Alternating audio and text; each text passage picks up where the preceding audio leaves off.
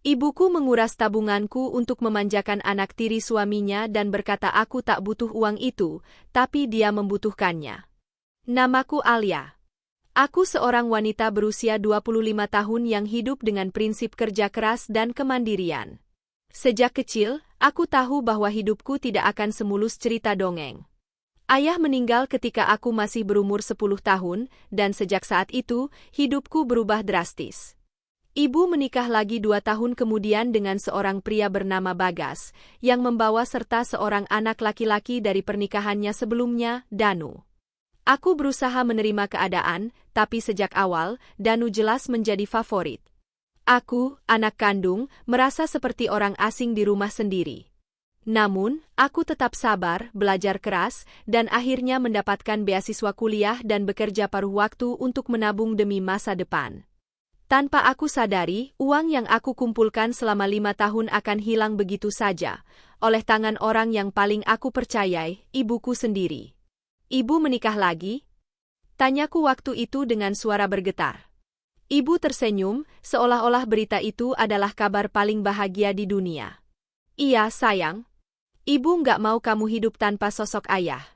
Om Bagas orang baik, dan dia juga punya anak seumuran kamu. Aku masih ingat betapa hancurnya perasaanku mendengar itu. Aku belum siap menerima orang asing sebagai pengganti ayahku. Tapi aku hanya seorang anak SMP saat itu. Tidak punya kuasa untuk menolak. Pernikahan itu tetap berlangsung, dan mereka pindah ke rumah kami. Danu, anak tirinya, bersikap seolah-olah rumah itu miliknya sejak dulu. Ia tak pernah benar-benar akrab denganku. Bahkan, sering membuat masalah lalu menudingku. Anehnya, ibu justru lebih sering membela Danu daripada aku. Alia, jangan kasar sama Danu, kata ibu suatu hari setelah aku memprotes Danu yang membongkar isi kamarku. Aku nggak kasar. Dia masuk kamarku tanpa izin. Bantahku. Tapi ibu tetap tak memihakku. Dan sejak saat itu, aku sadar, aku harus kuat sendiri. Sejak SMA, aku tahu aku tidak bisa berharap banyak dari ibu. Jadi, aku fokus belajar. Aku menolak uang jajan tambahan dari ibu, bukan karena tidak butuh, tapi karena aku tahu uang itu pasti akan dipakai untuk membelikan sesuatu buat Danu. Aku bekerja sambilan di kafe kecil dekat rumah.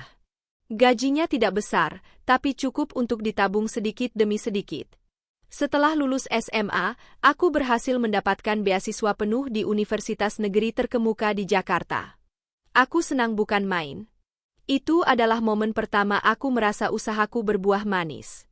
Aku ingat saat aku mengabari ibu. Alia keterima beasiswa penuh, Bu. Kataku sambil menunjukkan email resmi dari kampus. Ibu tersenyum tipis. Syukur deh. Jadi nggak perlu keluar uang banyak buat kuliah kamu. Tak ada pelukan. Tak ada ucapan bangga. Bahkan, Danu yang duduk di meja makan hanya melirik sebentar lalu tertawa sambil berkata, kamu keterima karena kasihan kali, bukan karena pintar. Aku diam. Aku sudah kebal. Tapi hari itu aku bersumpah, suatu saat aku akan keluar dari rumah ini dan hidup mandiri. Aku akan buktikan bahwa aku bisa sukses tanpa bantuan siapapun. 4 tahun kuliah kulalui dengan kerja keras. Di sela-sela waktu kuliah, aku bekerja sebagai asisten dosen dan mengelola toko daring kecil-kecilan.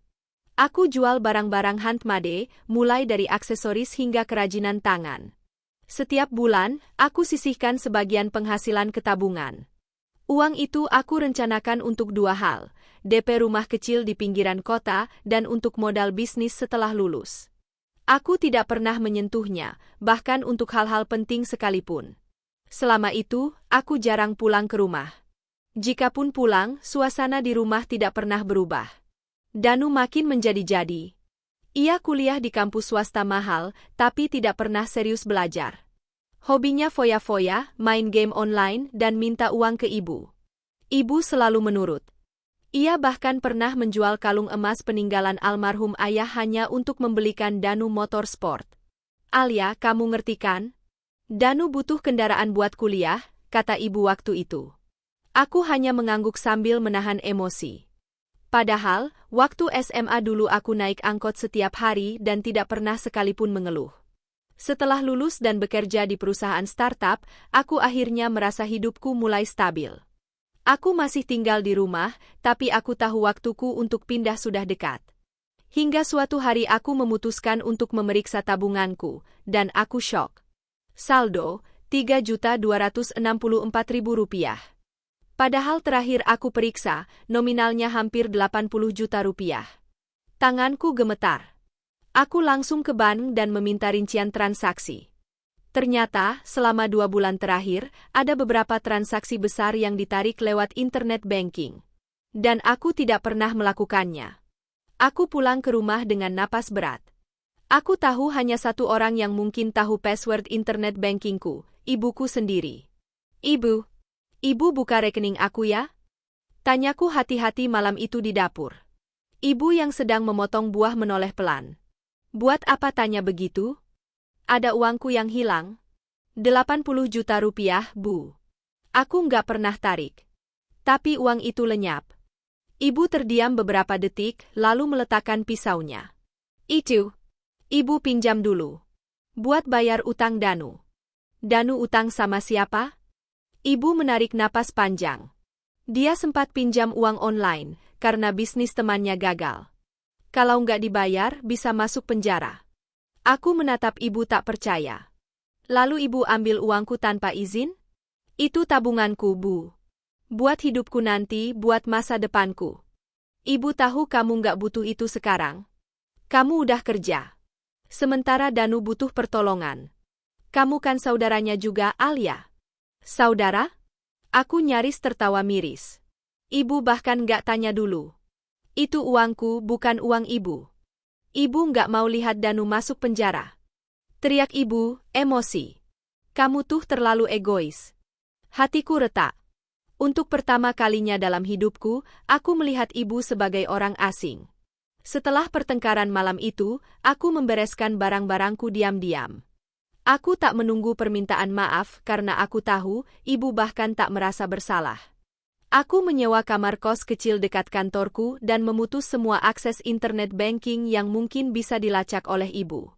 Aku bahkan mengganti nomor telepon dan tidak mengangkat telepon dari rumah selama beberapa minggu. Malam-malam di kos terasa sepi, tapi ada kelegaan dalam keheningan itu. Aku bebas, meski harus memulai dari nol lagi. Satu hari, seorang teman lama dari kampus, Raka, menghubungiku. Ia sekarang bekerja sebagai analis keuangan di salah satu lembaga kredit swasta. Alia, Danu itu saudaranya kamu ya? Tanya Raka lewat pesan. Aku bingung. Kenapa nanya? Dia beberapa bulan lalu ajukan pinjaman online bodong ke tempat kerjaku. Tapi datanya mencurigakan. Banyak yang dipalsukan. Kami tolak. Jantungku berdetak keras. Dia bilang pinjam uang untuk bisnis temannya yang gagal. Ah, modus lama. Setelah kami investigasi, dia pakai buat beli gear gaming dan langganan judi online. Aku terdiam, tangan gemetar. Jadi semua itu bohong. Tidak ada utang untuk bisnis. Tidak ada risiko masuk penjara. Hanya kebohongan. Dan ibuku percaya padanya, bukan padaku. Aku pulang ke rumah seminggu kemudian. Bukan untuk menetap. Tapi untuk menyampaikan semua fakta. Bu, aku tahu Danu bohong. Nggak ada bisnis gagal. Dia pakai uang itu buat game dan judi online. Wajah ibu langsung memucat. Dari mana kamu tahu? Aku punya teman yang kerja di lembaga pinjaman yang Danu tuju. Semua datanya palsu. Dan semua uang itu habis buat foya-foya. Danu yang baru keluar dari kamar mendadak marah. Siapa yang izinin kamu selidikin aku, hah? Aku berbalik menatapnya tajam. Izinku?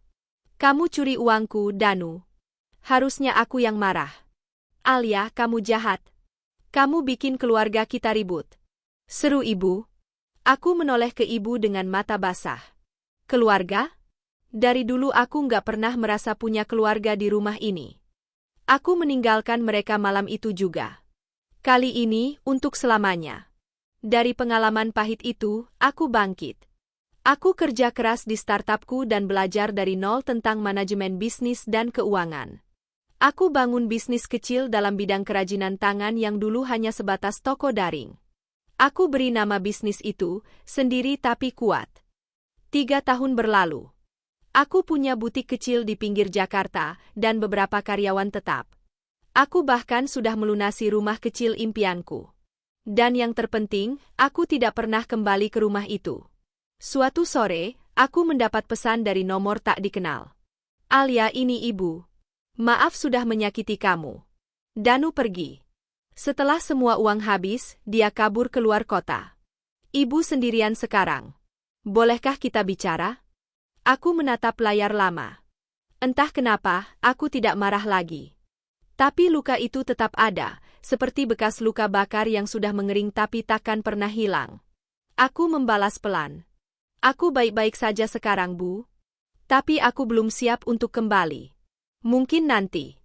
Kalau waktunya sudah tepat.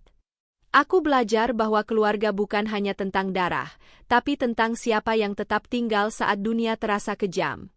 Aku kehilangan ibu karena pilihannya sendiri. Tapi aku menemukan diriku dalam prosesnya. Kini, aku hidup tenang. Luka masih ada, tapi aku tak lagi membiarkannya menguasai hidupku. Karena aku tahu, aku tidak butuh mereka untuk bahagia. Aku hanya butuh diriku sendiri.